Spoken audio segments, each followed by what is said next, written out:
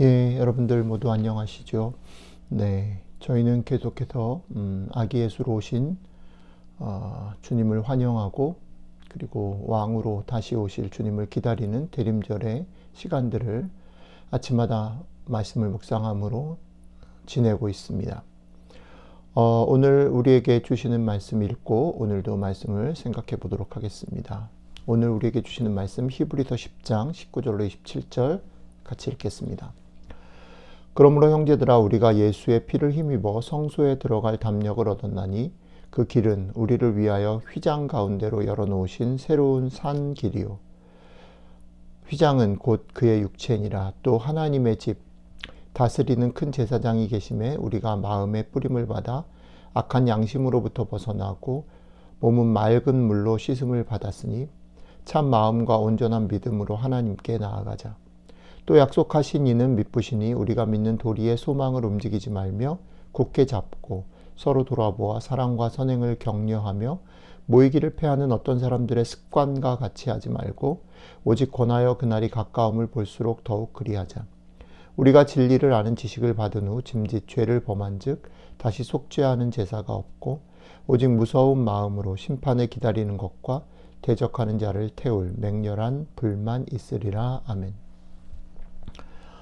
오늘 우리가 묵상하는 본문은 교회 안에서 어떻게든 모여야 한다라는 것을 강조하는 그런 상황에서 가장 잘 많이 인용되는 그런 구절입니다.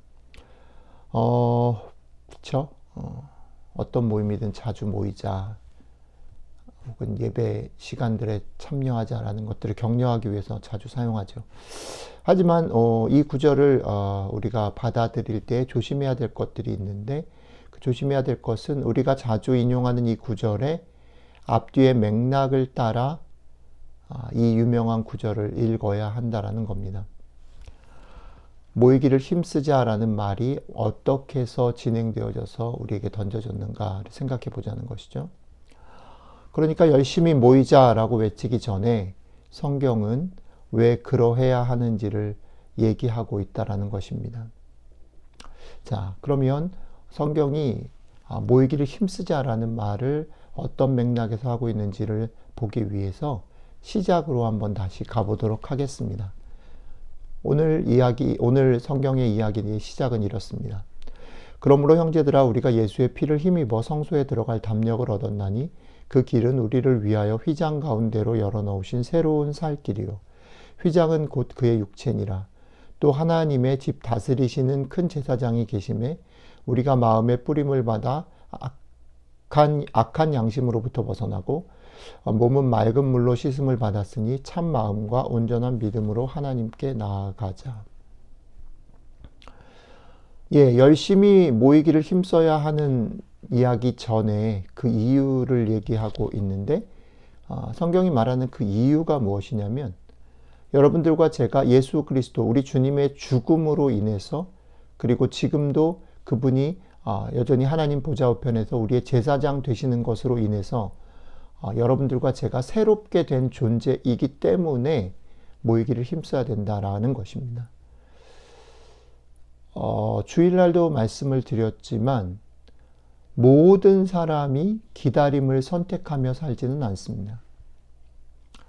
또한 오늘 말씀에 따르면 모든 사람이 아무나 기다릴 수 있는 기다림의 사람이 될 수 없습니다.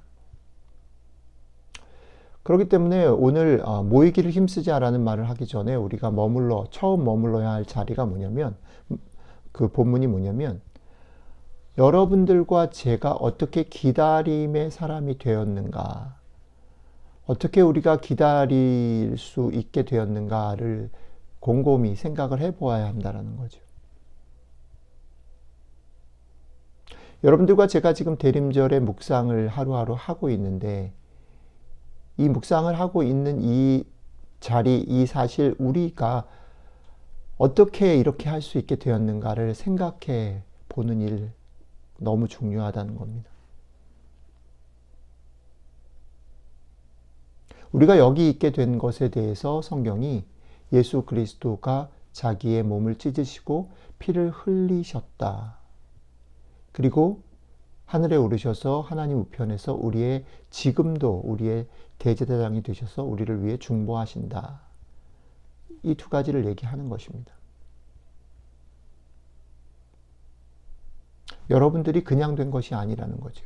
여러분들이 지금 그렇게 살아갈 수 있도록 하나님께 담대히 나아갈 수 있는 존재가 될 수 있도록 여러분들이 다시 오실 예수 그리스도 메시아이신 그분, 왕이신 그분을 기다릴 수 있도록 하기 위해서 어마어마한 일이 우리 앞에 있었다는 것입니다. 그 값으로 우리는 부름받았다라는 것입니다. 이게 얼마나 영광스럽고 얼마나 우리에게 든든한 것인지를 오늘 아침 먼저 깊게 씹어보고 생각해 보시면 참 좋겠습니다. 두 번째로 우리가 주의해야 될 부분이 있습니다. 자, 다시 성경 본문으로 가보도록 하죠. 읽겠습니다. 또 약속하신 이는 미쁘시니 우리가 믿는 도리의 소망을 움직이지 말며 굳게 잡고 서로 돌아보아 사랑과 선행을 격려하며 모이기를 패하는 어떤 사람들의 습관과 같이 하지 말고 오직 권하여 그날이 가까움을 볼수록 더욱 그리하자. 모이기를 패하는 사람들의 습관과 같이 하지 말고 더욱 모이기를 힘쓰기 전에 성경이 우리에게 두 가지를 말하고 있습니다. 첫 번째는 우리에게 그렇게 하라고 그것을 보장하신 그 약속을 하신 분이 믿을 만한 분이다라는 것입니다. 그분이 믿을 만한 분이고 믿을 만한 분이 우리에게 약속했기 때문에 두 번째는 그 약속과 소망을 굳게 붙잡으라는 것입니다. 우리에게 약속하신 분이 믿을 만한 분이고 그 믿을 만한 분을 우리가 붙잡아야 모이기를 힘쓸 이유들이 힘이 생긴다는 거죠.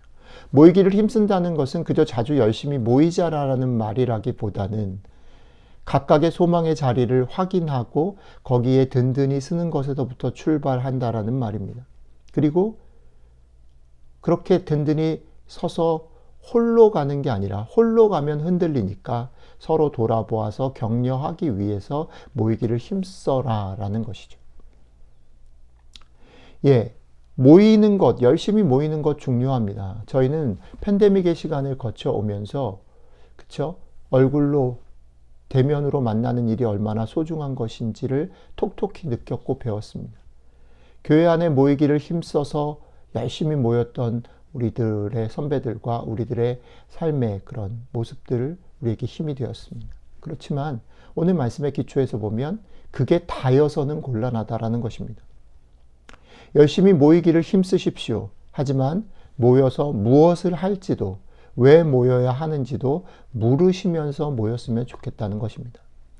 오늘 성경은 우리에게 말합니다.